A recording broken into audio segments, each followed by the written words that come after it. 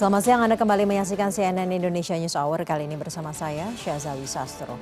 Menteri Luar Negeri Republik Indonesia Retno Marsudi menyatakan ada potensi besar dalam kerjasama antara Indonesia dan negara-negara di Afrika yang dapat dicapai dalam pertemuan Forum Tingkat Tinggi kedua Indonesia-Afrika dan Forum Tingkat Tinggi Multi Pemangku Kepentingan yang berlangsung di Nusa Dua Bali. Kerjasama tersebut yang dimaksud diantaranya adalah di bidang kesehatan, makanan, dan hingga produk alat pertanian.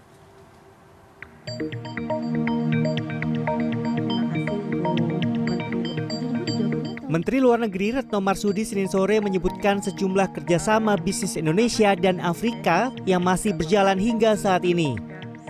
Di antaranya ekspor vaksin ke 41 negara di Afrika, pembangunan pabrik mie instan di Nigeria, hingga pengolahan minyak atsiri cengkeh di Zanzibar.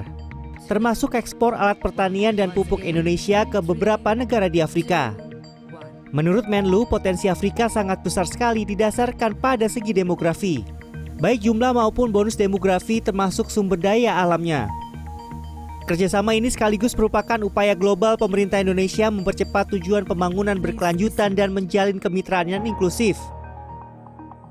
Pendekatan Indonesia sangat jelas.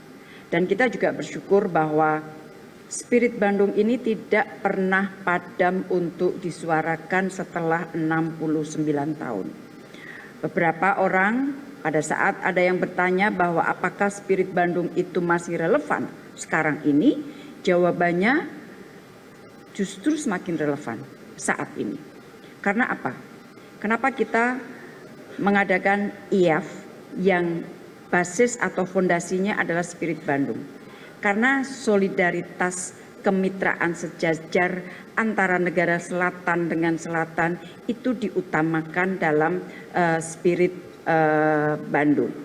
Nah, ditambah lagi kita tandem dengan multi stakeholders yang pendekatannya multi stakeholders berarti inklusif. Jadi selain inklusif, kita coba membangun basis kerjasama selatan-selatan yang kuat. Dan inilah yang salah satunya akan menjamin sustainability dari kerjasama tersebut. Hal sama juga disampaikan Deputi Bidang Ekonomi Kementerian Perencanaan Pembangunan Nasional Bappenas Amelia Adininggar Widyasanti. Kerjasama Indonesia dengan negara Afrika atau Selatan saat ini sangat relevan dalam menghadapi berbagai tantangan global. Kami juga mengedepankan topik-topik yang sangat relevan untuk menghadapi tantangan global secara bersama, baik dengan negara Indonesia dengan Global South. Antara lain bagaimana kita meningkatkan konektivitas antara negara selatan-selatan. Kami juga mendorong bagaimana perlunya creative financing untuk pembangunan dan juga bagaimana Indonesia bekerja sama dengan negara-negara selatan-selatan ini untuk mempercepat implementasi dari transisi energi untuk mengatasi tantangan ataupun memitigasi resiko dari perubahan iklim. Saat ini Indonesia memiliki hubungan diplomatik dengan 54 negara di Afrika sehingga membuka peluang positif hubungan bilateral dan bisnis.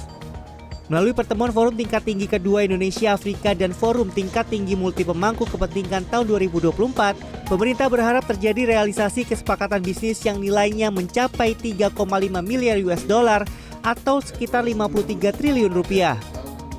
Ayu Ngurah Dewi, Nyoman Wiryadinata, Badung, Bali.